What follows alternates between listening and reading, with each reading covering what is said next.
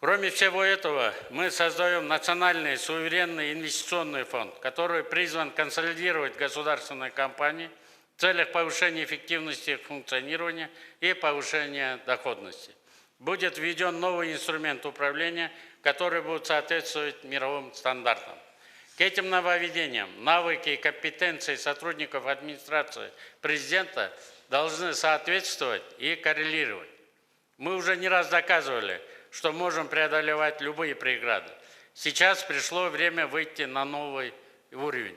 Пришло время показать, что мы не просто готовы к вызовам, мы их создаем, мы их определяем, мы их побеждаем.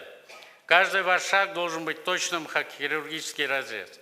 Мы обязаны действовать решительно, без жалости к себе и к каким-либо обстоятельствам. Я, как руководитель, знаю каждого из вас, кто как работает, кто как пишет, кто о чем говорит и у кого какие сильные и слабые стороны. Те, кто не готов идти до конца, должны покинуть наш строй. Слабость и сомнения – это роскошь, которую мы не можем дальше себе позволить.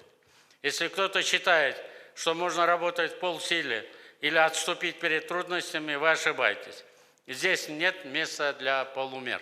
Здесь только полная отдача и преданность делу. Уважаемые коллеги, мы строим новый этап развития нашей страны. В этом году мы отмечаем столетие основания Каракыргызской автономной области, которая стала важным этапом формирования суверенной государственности и независимости современного Кыргызстана. В честь этого уважаемый президент поставил перед Кабинетом министров и администрацией, чтобы мы запустили 100 крупных проектов промышленных и отдельно 100 социальных объектов. Сегодня в работе 136 крупных объектов и почти более 200 социальных объектов одновременно строятся по Кыргызстану. Значимым и особенным событием этого года станет наш переезд в новое здание, в администрацию президента.